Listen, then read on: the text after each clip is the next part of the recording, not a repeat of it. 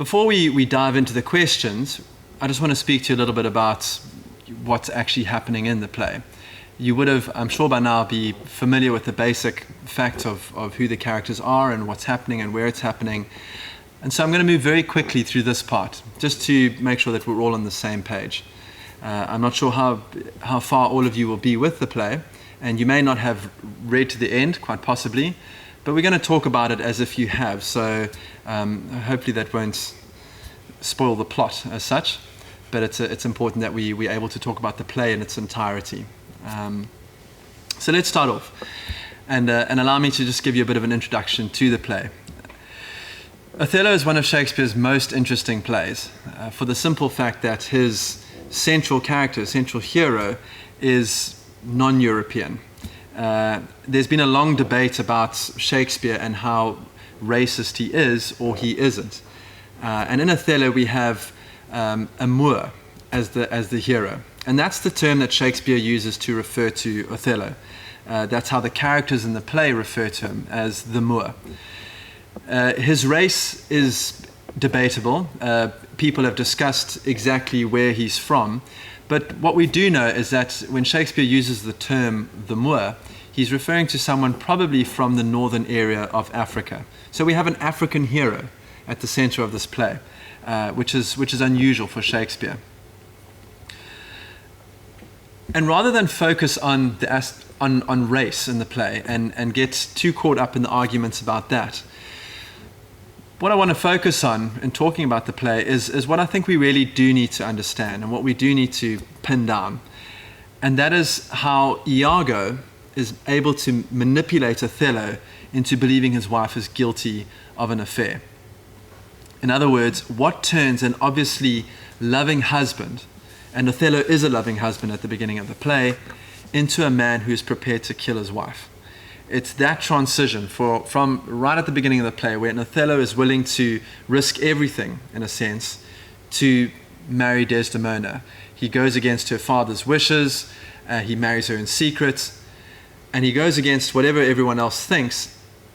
But at the end of the play, the same woman who he marries in secret and gives his life to, he ends up taking her life.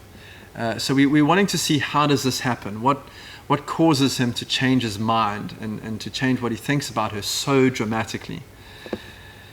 Let's start by talking about setting. We're going to get to the characters and those questions that I've just raised in a moment. But a helpful place to start is in setting. In other words, where is the play set and when is it set?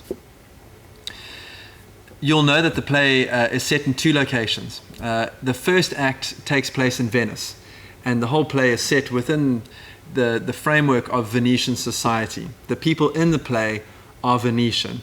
It's as if, for example, you had to go to London and you had to meet a whole group of South Africans in London.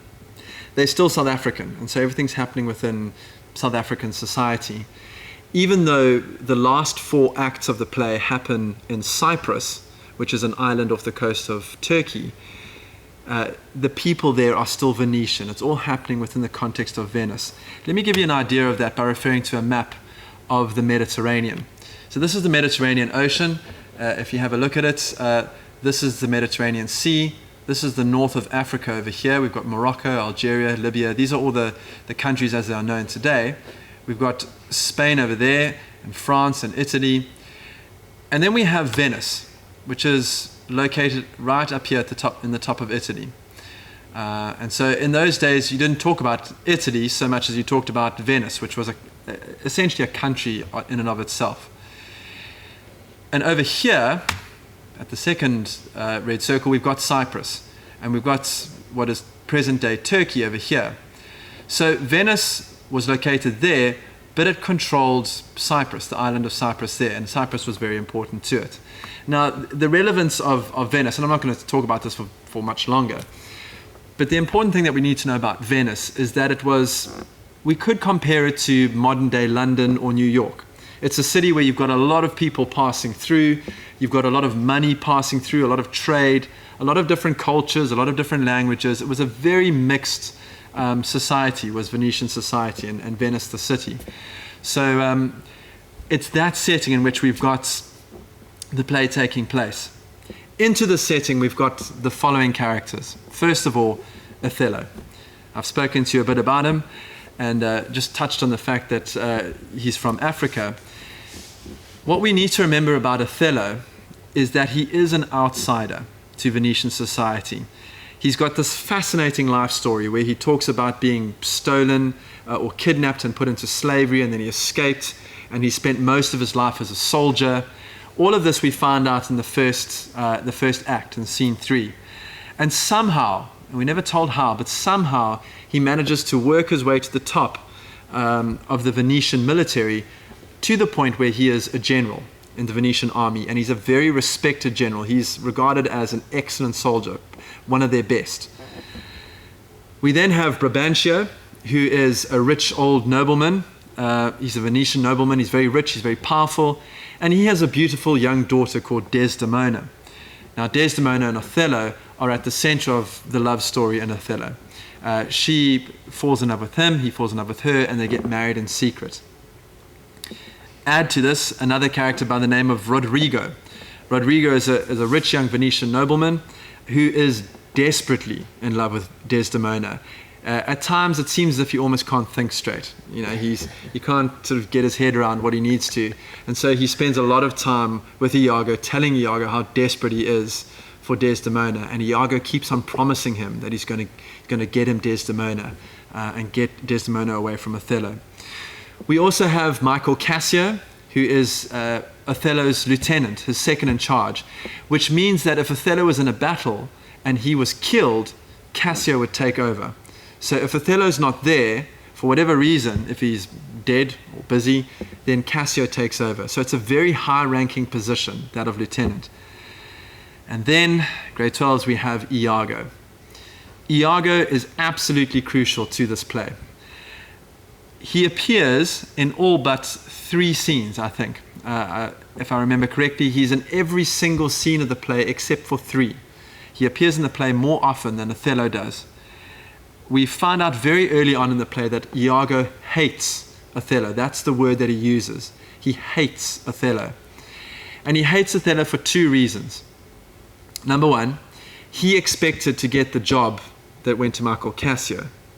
You see, Iago wanted to become the lieutenant. Instead, he was given a much more managerial or administrative role. He's almost like Othello's secretary. It's what is called as ensign or as ancient. So Iago doesn't get what he wants. Instead, he gets the sort of the more humiliating job, and Cassio becomes a lieutenant. So that's the first reason that Iago is angry at Othello and hates him. The second reason is that he says he suspects Othello of sleeping with his wife, Emilia. But he doesn't know for sure. But for these 2 reasons, and also because Iago there's something about him that is cruel, he sets out to destroy Othello's happiness. And he constantly uses those around him to achieve his plans. Iago's a bit like a puppet master, or if you've ever played a computer game, he's sitting at the controls and he's controlling what's going on there. So he's always in control. He's always manipulating and moving people. And this is all because of those 2 reasons. There are 3 things that I think are helpful to remember about Iago. Number 1, Iago is never honest with anyone in the play. He is never completely honest. He's always telling a story. He's always telling a lie. He's always presenting himself as something that he isn't.